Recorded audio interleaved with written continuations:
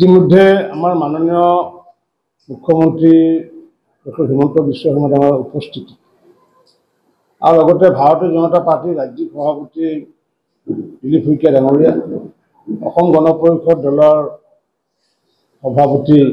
মাননীয় অতুল বৰা ডাঙৰীয়া আৰু এওঁলোকৰ উপস্থিতিত আমাৰ ভাৰতীয় জনতা পাৰ্টিৰ অসম গণ পৰিষদ দলৰ এখন সভা অনুষ্ঠিত হৈছিলে আৰু সেই সভাত বৰপেটা লোকসভা সমষ্টিৰ অন্তৰ্গত যিমানকেইটা বিধানসভা আছিলে সেই বিধানসভাকেইটা অসম গণ পৰিষদৰ পৰা সাংসদ অনিৰুদ্ধ চৌধুৰী আৰু ভাৰতীয় জনতা পাৰ্টিৰ পৰা মোক দায়িত্ব অৰ্পণ কৰিছিলে। এজিপি আৰু বিজেপিৰ বুজাবুজি বা মিত্ৰতা সুকলমে সম্পন্ন কৰাৰ কাৰণে যোৱাকালি আমি দুয়োটা দলৰ উপস্থিতিত বৰপেটাত এক সভাত দুয়োটা দলে সুস্থিৰভাৱে আমাৰ আসনবোৰ ভাগ বিতৰা কৰিছিলোঁ আৰু তাত আমি যিহেতু বজালী যি সমষ্টি বা বজালী জিলাৰ বিষয়টো আমি সবিস্তাৰে যোৱাকালি আমি প্ৰকাশ কৰিব পৰা নাছিলোঁ, কাৰণ আমাৰ আলোচনা কিছু বাকী আছিলে আৰু সেই আলোচনা আমাৰ যোৱাকালি আমাৰ কেন্দ্ৰীয় সমিতিৰ সাধাৰণ সম্পাদক ধৰ্মেশ্বৰ ৰয় আৰু বজালী বিধান পৰিষদৰ সভাপতি জিন্তু চৌধুৰী ডাঙৰীয়াৰ লগত আলোচনা মৰ্মে আমি এই বজালী সমষ্টিত আমি বিজেপি আৰু এজিপি ঐক্যবদ্ধভাৱে নিৰ্বাচনত অংশগ্ৰহণ কৰা আমি সিদ্ধান্ত গ্ৰহণ কৰিছোঁ আৰু সেইটোৰ আধাৰত আমি অসম গণ পৰিষদ দলক জিলা পৰিষদ হিচাপে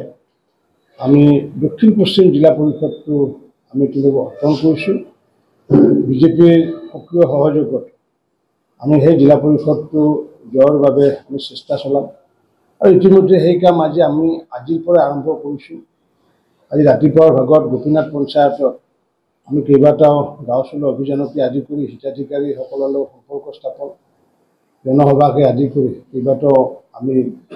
গোপীনাথ পঞ্চায়তত আমি কাৰ্যসূচী অনুষ্ঠিত কৰিছোঁ। আজি বিয়লিৰ ভাগত আমি বালাপাৰাত তাৰ সমূহ ৰাইজ বিশিষ্ট ব্যক্তিসকলে এখন আমি সভা অনুষ্ঠিত কৰিছোঁ আৰু সেই বিশিষ্ট ব্যক্তিসকলৰ সভাখনত খন্তেক পিছত মই আৰু ধৰ্মেশ্বৰ ৰায় আৰু জিন্তু চৌধুৰী উপস্থিত থাকিম আৰু ঠিক তেনেকুৱাকৈ এজিপিক আমি এইটো প্ৰদান কৰাৰ পিছত দক্ষিণ পশ্চিম বজালী প্ৰদান কৰাৰ পিছত আমি ভাৰতীয় জনতা পাৰ্টি জিলা পৰিষদত উত্তৰ বজালী, আমাৰ মধ্য বজালী আৰু দক্ষিণ বজালী এই তিনিটা সমষ্টিত ভাৰতীয় জনতা পাৰ্টীয়ে অসম গণ পৰিষদৰ সহযোগত তাত অংশগ্ৰহণ কৰিব আৰু যি আমি আঞ্চলিক পঞ্চায়তসমূহৰ ইতিমধ্যে আমি টেকনিকেল বিভিন্ন কাৰণত আমি সুন্দৰকৈ বুজা কৰিছোঁ আৰু সেইটোৰ আধাৰত যিহেতু দক্ষিণ বজালী যিহেতু জিলা পৰিষদৰ অন্তৰ্গত তাৰ যি 4টা গাঁও পঞ্চায়ত বা এপি এই এপি এইকেইটা হৈছে গোপীনাথ, লগতে বালাপাৰা, সৰুবাহা আৰু হাথিনাপুৰ।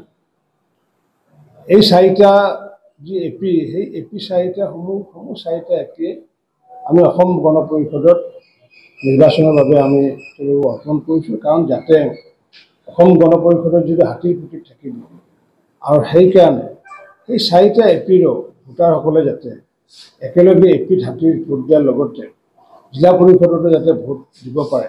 তাৰ কাৰণে আমি তেওঁলোকক এই 4টাই তাত আমি অৰ্পণ কৰিছোঁ যাতে ভোট দিয়াৰ সুবিধা হয় আৰু এনেকুৱাকৈ 20টা আমাৰ যি এপি আছে এই 20টা এপিৰ ভিতৰত আমি ভাৰতীয় জনতা পাৰ্টীয়ে 12টা এপিত আঞ্চলিক পঞ্চায়তত আমি অসম গণ পৰিষদৰ সহযোগত আমি নিৰ্বাচনত অৱতীৰ্ণ হ'ম আৰু 8টাত আমাৰ অসম গণ পৰিষদ দলে নিৰ্বাচনত অৱতীৰ্ণ হ'ব আৰু সেইকেইটাৰ ভিতৰত আমাৰ যিটো বাগমাৰা পঞ্চায়তত ভাৰতীয় জনতা পাৰ্টীয়ে, আমাৰ বামুণকুচি পঞ্চায়তত ভাৰতীয় জনতা পাৰ্টীয়ে, বন্ধহিধনী জিপিত ভাৰতীয় জনতা পাৰ্টী, বৰবাং জিপিত ভাৰতীয় জনতা পাৰ্টী, বামুণকুচি বালিপাৰা জিপিত আমাৰ এপিত ভাৰতীয় জনতা পাৰ্টী, ধুমাৰপথাৰ এপিত ভাৰতীয় জনতা পাৰ্টি,